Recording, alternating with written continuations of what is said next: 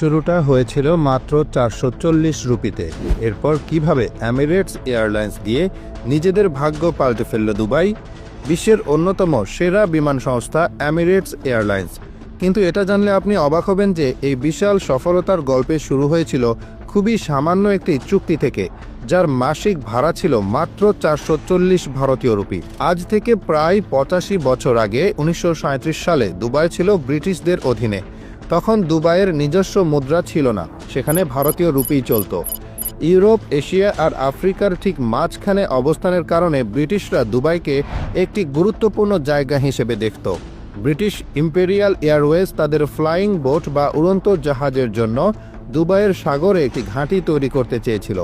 এর জন্য তারা দুবাইয়ের শাসকের সাথে একটি চুক্তি করে। চুক্তি অনুযায়ী ব্রিটিশরা প্রতি মাসে মাত্র 440 রুপি ভাড়া দিত।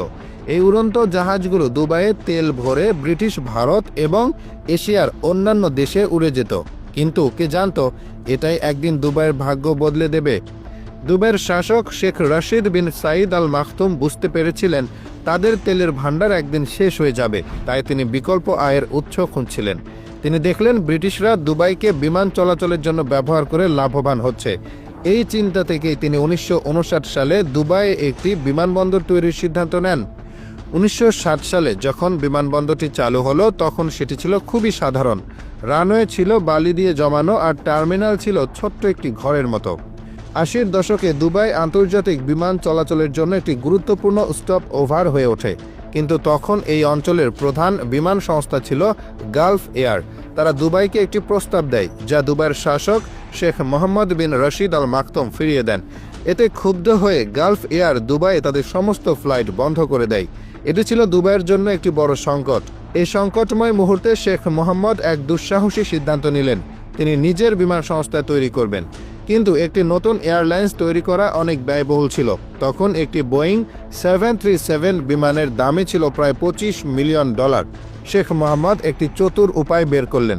তিনি পাকিস্তানের রাষ্ট্রীয় বিমান সংস্থা পাকিস্তান ইন্টারন্যাশনাল এয়ারলাইন্সের কাছে সাহায্য চাইলেন।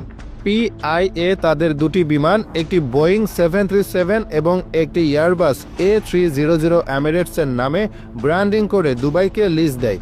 শুধু তাই নয়, বিমান চলাচলের জন্য পাইলট এবং ক্রুও সরবরাহ করে। এই সাহায্যের বিনিময়ে দুবাই পিআইএকে $10 মিলিয়ন দেয়, যা নতুন এয়ারলাইন্স তৈরির মোট খরচের তুলনায় অনেক কম ছিল। 1985 সালের 25 অক্টোবর এমিরেটসের প্রথম ফ্লাইট দুবাই থেকে করাচির উদ্দেশ্যে যাত্রা করে। এভাবেই শুরু হয় এমিরেটস এয়ারলাইন্সের পথ চলা।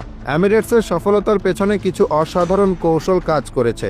দুবাইকে কেন্দ্র বানিয়ে তারা ইউরোপ থেকে এশিয়া বা অস্ট্রেলিয়ার যাত্রীদের জন্য একটি সুবিধাজনক সংযোগ তৈরি করেছে।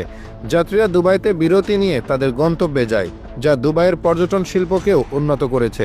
এমিরেটস তাদের বিমানগুলোতে পুরো জ্বালানি ভরে না, এতে বিমানের ওজন কম থাকে এবং জ্বালানি কম খরচ হয়। বাকি জ্বালানি তারা তাদের হাব দুবাই থেকে সংগ্রহ করে। এমিরেটস মূলত দুটি মডেলের বিমান ব্যবহার করে, এয়ারবাস A380 এবং বোয়িং 777। একই মডেলের বিমান হওয়ায় এগুলো রক্ষণাবেক্ষণ এবং যন্ত্রাংশ ব্যবস্থাপনার খরচ অনেক কমে যায়।